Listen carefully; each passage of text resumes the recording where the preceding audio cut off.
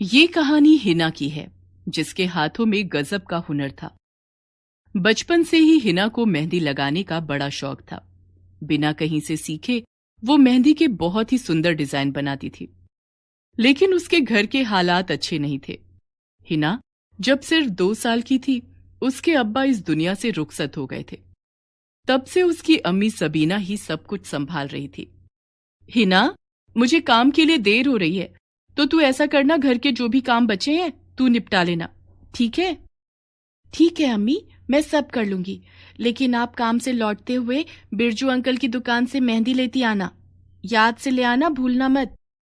हाँ हाँ ठीक है, चल मैं चलती हूँ, तू सारे काम कर लेना ठीक से। हिना की माँ सबीना लोगों के घरों में काम करके अपना और हिना का खर्च उठा रही थी। वो हिना को स्कूल भेजना चाहती थी, लेकिन स्कूल में एडमिशन के लिए और पैसों की जरूरत थी। सबीना 3 घरों में साफ सफाई और बर्तन धोने का काम कर रही थी और फिलहाल उसकी कमाई से सिर्फ खाने और पहनने का ही जुगाड़ हो पा रहा था। सबीना हर रोज काम निपटाने के बाद नया काम ढूंढने निकल जाती, लेकिन हर रोज मायूसी ही हाथ लग रही थी। अम्मी, आज बड़ी देर हो गई आपको। फिर से काम ढूंढने दूर निकल गई थी क्या? हाँ, कई जगह पूछा लेकिन कहीं बात नहीं बनी। अम्मी, और कितना काम करोगी? 3 घर तो पहले से ही हैं। इससे ज्यादा करोगी तो बीमार पड़ जाओगी। मेरी बात मान लो ना आप। मुझे सोनाली भाभी के ब्यूटी पार्लर से काम सिखवा दो, फिर देखना मैं अपना खुद का पार्लर खोलूंगी और खूब सारे पैसे कमाऊंगी। फिर आपको कहीं भी काम करने की जरूरत नहीं पड़ेगी। वैसे अम्मी, मेरी मेहंदी कहाँ है? खरीदी तो थी ना? नहीं खरीदी और ना ही खरीदूंगी, क्योंकि मेरे पास पैसे नहीं है तेरे शौक पूरे करने के लिए। और एक बात साफ साफ सुन ले हिना, ये पार्लर वार्लर का काम नहीं सिखवा पाऊंगी मैं तुझे। किसी तरह थोड़ी और कमाई बढ़ जाए तो सबसे पहले स्कूल भेजना है तुझे। इतना कहकर सबीना रसोई में चली जाती है। हिना अपने घर के हालात जानती थी और अच्छे से समझती भी थी। वो भी अपनी अम्मी की मदद करना चाहती थी, इसीलिए पार्लर का काम सीखना चाहती थी। लेकिन सबीना को ये सब फालतू लगता था। ऐसे ही दिन बीतते गए। ना सबीना को और काम मिला और ना ही हिना स्कूल जा सकी। फिर एक दिन, अरे वाह हिना, ये डिजाइन तो पार्लर वाली भी नहीं लगा पाई थी और तुमने बिल्कुल जैसे का तैसा बना दिया। हाँ भाभी, आपने जिस दिन ये डिजाइन दिखाया था उसी दिन से इसकी तैयारी कर रही थी। सच में बहुत ही सुंदर मेहंदी लगाई है। अब एक काम करो, ये मेरा पर्स रखा है, जरा खोलो तो इसे।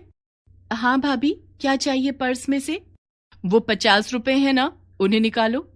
हाँ, ये लीजिए। अब क्या करना है? इन्हें तुम रख लो। अरे नहीं नहीं भाभी, इसकी जरूरत नहीं है। मैंने कभी आपसे पैसे मांगे हैं क्या? मुझे तो मेहंदी लगाने का शौक है, बस इसीलिए लगाती हूँ। हाँ जानती हूँ, और इसीलिए ये पैसे दे रही हूँ ताकि तुम अपने शौक को अपनी कमाई का जरिया बनाओ। तुम्हें पता है, सोनाली भाभी के पार्लर में एक हाथ का 100 रुपए लेते हैं और मेहंदी भी अच्छी नहीं लगाते। तुम उन्हें कड़ी टक्कर दे सकती हो। लेकिन सुषमा भाभी, मेरे पास कोई क्यों आएगा? मेरा तो पार्लर भी नहीं है और मैंने कहीं से मेहंदी लगाना सीखा भी तो नहीं है। तो क्या हुआ, तुम्हारा काम सबको खींच कर लाएगा। देखो, शादियों का सीजन आने वाला है। मैं अपनी सारी सहेलियों को तुम्हारे बारे में बताऊंगी। उन्हें तुम्हारा काम अच्छा लगा तो वो औरों को बताएंगी। ये तो बहुत अच्छा रहेगा भाभी। मेरा शौक भी पूरा होगा और मैं अम्मी की मदद भी कर पाऊंगी। हिना के पास अगले ही दिन 2 औरतें मेहंदी लगवाने के लिए आ गईं। उन्हें सुषमा ने ही हिना के पास भेजा था। हिना पूरी मेहनत से उन दोनों के हाथों पर बहुत ही सुंदर मेहंदी लगाती है, जिसे देखकर वो दोनों बहुत ही खुश हो जाती हैं।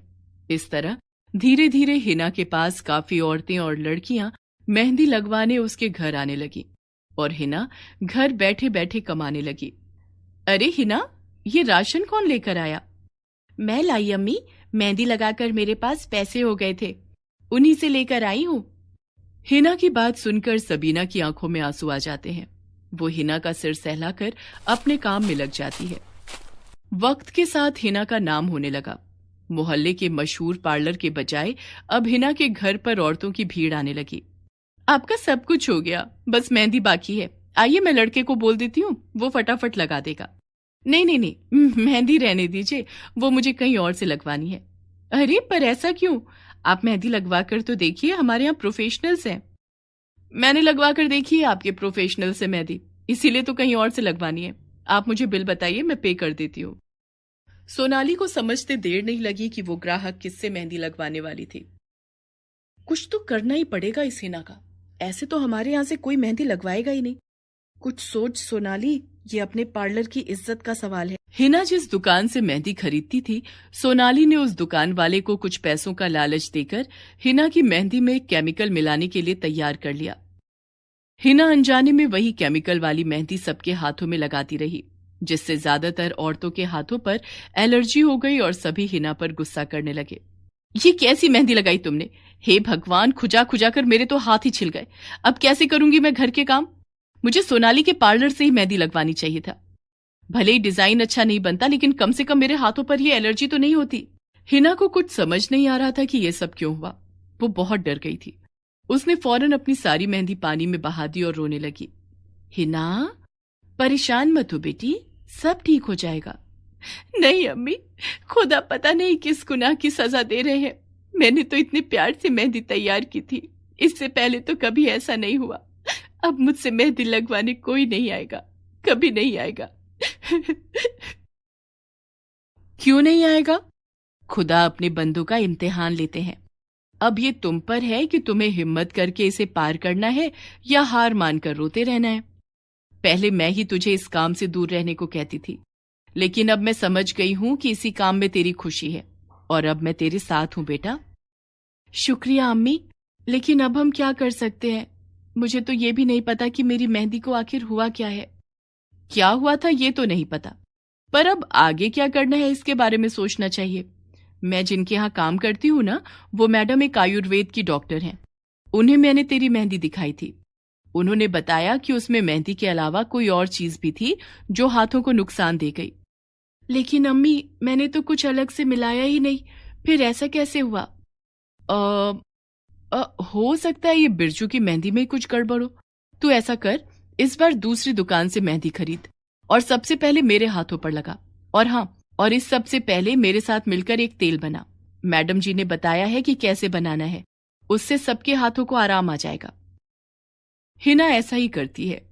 उसकी माँ सबीना के हाथों पर मेहंदी का रंग बहुत ही अच्छा चढ़ता है और उसके हाथों को कोई नुकसान भी नहीं पहुंचा था। ये देखकर हिना का खोया आत्मविश्वास फिर लौट आया और वो फिर से अपना मेहंदी लगाने का सामान लेकर अपने घर के बाहर बैठ गई। तभी सोनाली वहां से गुजरी। उसने हिना को देखकर उससे कहा, फिर खोल ली तूने अपनी दुकान? और कितने हाथों को खराब करेगी? न क्वालिटी का पता और न ही डिजाइन की समझ, चली है मुझसे टक्कर लेने। सुन, तेरी भलाई के लिए कह रही हूं, ये सब छोड़ और वो कर जो तेरी माँ करती है, समझी? तभी वहां पर सोनाली की 5 साल की बच्ची आ जाती है। वो लगातार अपने हाथ खुजा रही थी और रोती जा रही थी। मम्मी, मम्मी खुज्जी हो रही है। मम्मी खुज्जी। अरे, तुमने वो मेहंदी कब लगाई और क्यों लगाई? ए लड़की, तेरी हिम्मत कैसे हुई मेरी बच्ची के हाथों पर अपनी जहरीली मेहंदी लगाने की? भाभी, श्रद्धा ने बड़े मन से कहा था, इसीलिए लगा दी थी मैंने। लेकिन आप चिंता मत करो, ये मैंने एक तेल बनाया है, ये इसके हाथों को ठंडक देगा और फिर सब ठीक हो जाएगा। इतना कहकर हिना सोनाली की बेटी के हाथों पर वो तेल मल देती है, जिससे उसके हाथ कुछ ही देर में बिल्कुल ठीक हो जाते हैं। वाह, मेरे हाथ तो बिल्कुल ठीक हो गए। मम्मा देखो ना, दीदी ने कितनी अच्छी मेहंदी लगाई है। दीदी, आज मेरे पैरों पर भी लगा दोगी प्लीज? ये सब देखकर सोनाली हैरान थी। वो जानती थी कि उसकी बच्ची के हाथों पर एलर्जी की जिम्मेदार हिना नहीं बल्कि वो खुद थी। वो ये सब करके भी हिना को मेहंदी लगाने से नहीं रोक पाई, क्योंकि हिना ने एक एक करके सभी के हाथ अपने तेल से ठीक कर दिए थे। सोनाली शर्मिंदा थी। उसने हिना के सामने हाथ जोड़ते हुए कहा, हिना, मुझे माफ कर दो, तुम्हारी मेहंदी में केमिकल मैंने ही मिलवाया था। मुझसे गलती हो गई, बहुत बड़ी गलती हो गई। कोई बात नहीं भाभी, लेकिन इतना जरूर कहूंगी कि आपको टक्कर देने का मैंने कभी नहीं सोचा, बल्कि मैं तो हमेशा से आपसे सीखना चाहती थी। तो तुम मेरे पास आई क्यों नहीं? वो भाभी, अम्मी के पास पैसे नहीं थे तो बस इसीलिए।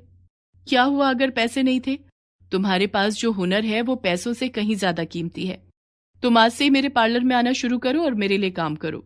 तुम सबको मेहंदी लगाना और मैं तुम्हें उसके पैसे तो दूंगी ही, साथ ही पार्लर का बाकी काम भी सिखाऊंगी, वो भी बिना पैसों के। जो सोनाली पहले हिना के लिए मुश्किल खड़ी कर रही थी, अब उसने एक ही पल में हिना की सबसे बड़ी ख्वाहिश पूरी कर दी थी। सोनाली और हिना दोनों खुश थे क्योंकि वो दोनों ही अब एक दूसरे की मदद करने जा रहे थे। गरीब चूड़ी वाली। स्नेहलता बहुत ही समझदार, सुलझी और मेहनती लड़की थी।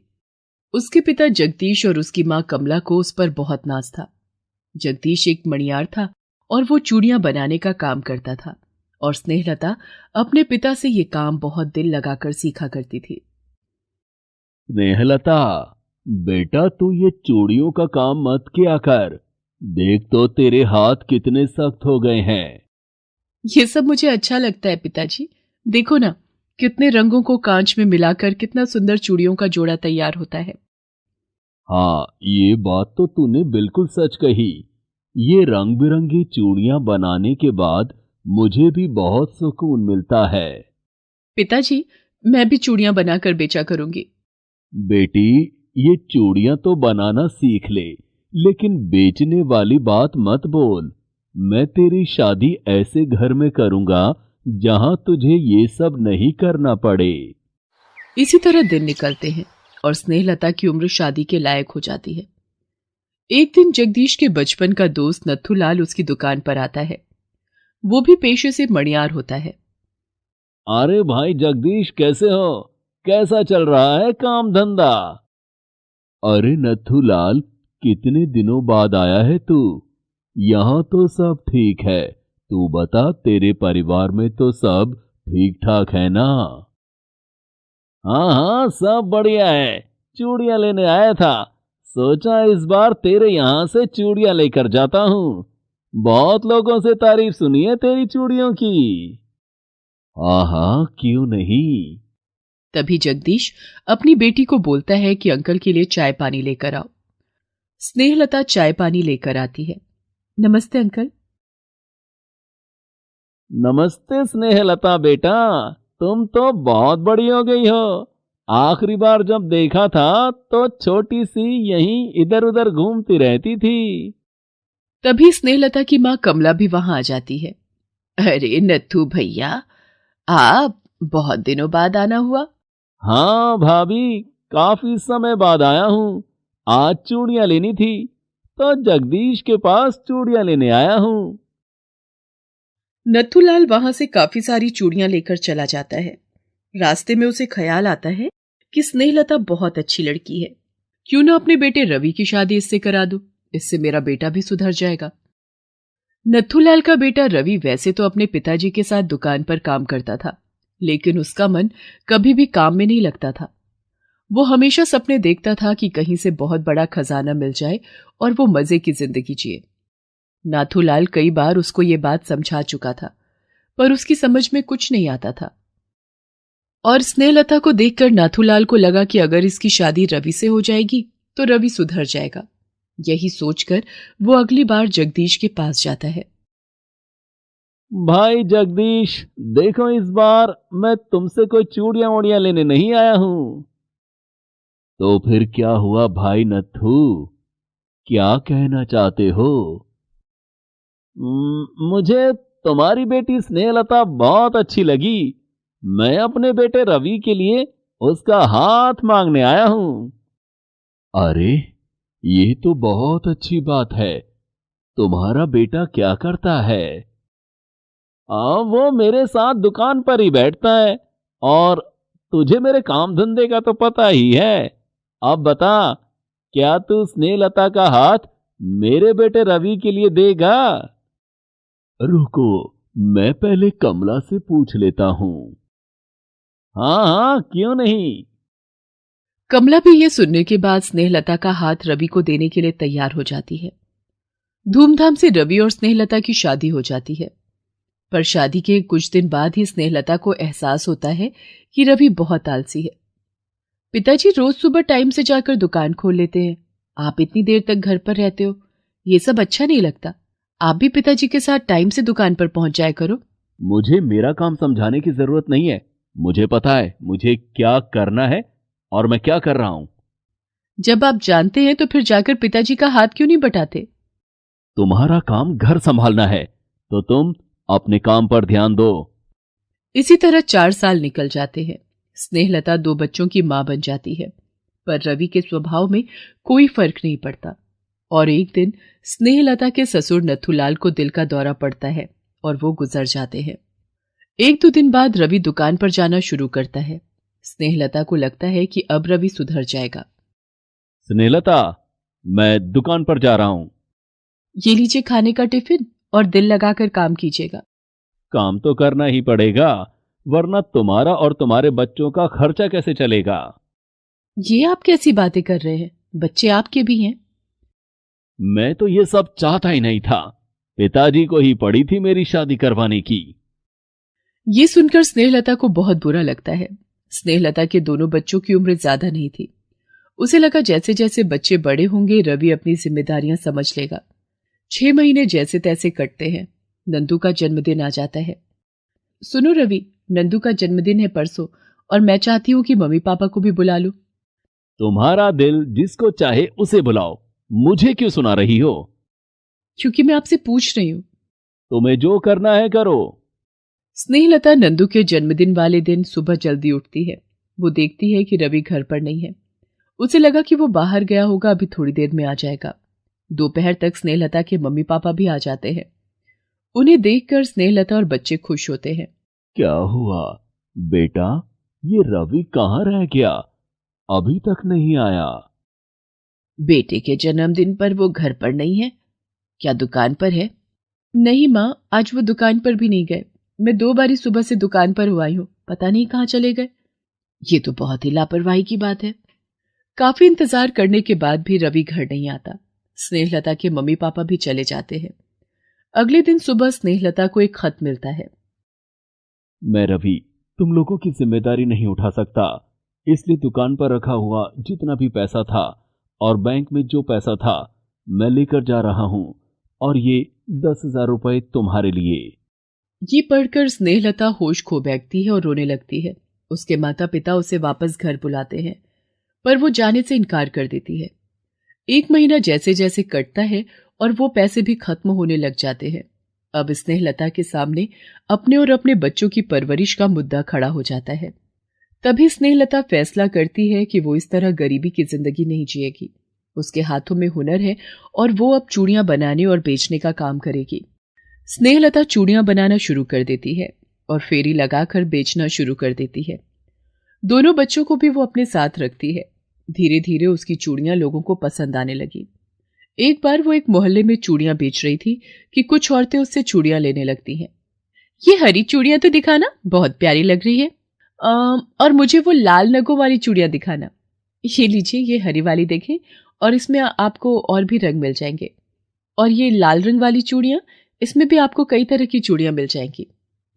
बहुत सुंदर चूड़ियां हैं, कहाँ से लाती हो? ये सब चूड़ियां मैंने खुद बनाई है। ये तो बहुत ही सुंदर चूड़ियां हैं। ऐसा करो तो मुझे ये हरी वाली, लाल वाली और वो पीली चूड़ियां 2-2 दर्जन कर दो। स्नेहलता कागज लेकर उसमें चूड़ियां पैक करने लगती है। तभी एक आदमी वहां से गुजर रहा होता है। वो स्नेहलता की चूड़ियां देखता है और वहीं रुक जाता है। ये चूड़ियों की डिजाइन तो बहुत ही सुंदर है। क्या मैं जान सकता हूँ कि तुम ये चूड़ियां कहाँ से लाती हो? ये सब चूड़ियां मैंने खुद बनाई हैं। ये सचमुच बहुत ही सुंदर है। मैं एक मड़ियार हूँ और शहर में मेरी चूड़ियों की दुकान है। मैं तुमसे ये चूड़ियां खरीदना चाहता हूँ। हाँ हाँ बाबूजी, बताइए कितनी पैक कर दूं? तुम समझी नहीं बहन जी, मैं कह रहा हूँ कि मैं ये सारी चूड़ियां खरीदना चाहता हूँ। आप ये सारी चूड़ियां ले लेंगे? मैं ये सारी चूड़ियां भी लूंगा और तुम्हें कुछ चूड़ियों के ऑर्डर भी देता हूँ। तुम कहाँ रहती हो मुझे बताओ। यही दूसरे गांव में रहती हूँ। अगर बुरा ना मानो तो क्या मैं पूछ सकता हूँ, ये दोनों बच्चे तुम्हारे हैं और तुम इस तरह इन्हें अपने साथ लेकर क्यों घूम रही हो? ये मेरे ही बच्चे हैं। उनकी देखभाल के लिए घर पर कोई नहीं है, इसलिए अपने साथ लेकर चूड़ियां बेचने निकल जाती हूँ। ओहो, सुनकर दुख हुआ। मेरी बात मानो बहन, तुम ये सारी चूड़ियां मुझे भेज दो और मैं तुम्हें चूड़ियों के ऑर्डर दूंगा। तुम घर में बैठकर ही चूड़ियां बनाना और बेचना। इतने छोटे बच्चों को लेकर कहां मारी मारी फिरोगी? और फिर वो आदमी जिसका नाम किशनलाल होता है सारी चूड़ियां खरीद लेता है और अगली चूड़ियों का ऑर्डर भी दे देता है। अब स्नेहलता चूड़ियां बनाती और घर से ही बेचती। इस तरह वो दोनों बच्चों का ध्यान भी रखती और देखते ही देखते कई साल निकल जाते हैं। स्नेहलता की मेहनत रंग लाती है। वो अब ठीक ठाक कमा लेती थी, जिससे वो अपने और अपने बच्चों का गुजारा करती। माँ आज खाने में कुछ अच्छा बनाओ ना। बता मेरी बिटिया को क्या खाना है। माँ आज खीर पूरी बनाओ ना।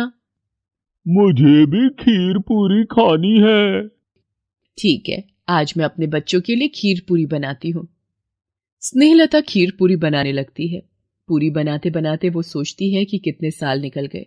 आज बच्चे बड़े हो गए हैं, कुछ सालों बाद और बड़े हो जाएंगे और कामयाब बन जाएंगे। बहुत मेहनत लगी है मुझे यहाँ तक आने में। इस मेहनत को मैं जाया नहीं जाने दूंगी। मैं और मेहनत करूंगी और अपने बच्चों को अच्छी लाइफ दूंगी। स्नेहलता फिर बच्चों को खाना खिलाकर सुला देती है। इस तरह कई महीने और निकल जाते हैं। एक दिन स्नेहलता सुबह घर का काम कर रही होती है, तभी दरवाजे पर दस्तक होती है। गोपी बेटा, जरा दरवाजा तो खोलना, देखो कौन आया है। ठीक है मम्मी। मम्मी कोई अंकल आए हैं, आपको पूछ रहे हैं। कौन आया है? और दरवाजे पर रवि को खड़ा देखकर चौंक जाती है। कैसी हो स्नेहलता? देखो मैं वापस लौट आया हूं। अब मैं तुम्हें और बच्चों को छोड़कर कभी नहीं जाऊंगा। रवि, वहीं रुक जाओ जहां तुम खड़े हो। अब इस घर में तुम्हारे लिए कोई जगह नहीं है। किन बच्चों के साथ रहने की बात कर रहे हो जो तुम्हें जानते तक भी नहीं है? मुझे माफ कर दो स्नेहलता, मैं उस टाइम समझ नहीं पाया। मुझे अपनी जिम्मेदारियां बोझ लगती थी। रवि, तुम्हें उस टाइम क्या लगता था क्या नहीं लगता था मुझे नहीं पता, लेकिन आज इतने सालों बाद जब मैं अपने आप को और अपने बच्चों को संभाल चुकी हूं तो मुझे नहीं लगता अब हम तीनों को तुम्हारी जरूरत है। ऐसा न कहो, मैं तुम लोगों को अब कभी छोड़कर नहीं जाऊंगा। मैं तुमसे वादा करता हूं। रवि, मैंने कहा ना कि अब हम लोगों को तुम्हारी कोई जरूरत नहीं है। और रही बात भरोसा करने की, तो मेरी बात सुनो। जो इंसान एक बार धोखा दे सकता है वो दूसरी बारी भी जरूर देगा, इसलिए अब तुम यहां से चले जाओ। और ये कहकर स्नेहलता दरवाजा बंद कर देती है। मां, कौन है ये? कोई नहीं थी बेटी, मुसाफिर था, रास्ता भूल गया था। चलो तुम भैया के साथ खेलो, मुझे चूड़ियां बनानी है। Please subscribe this channel.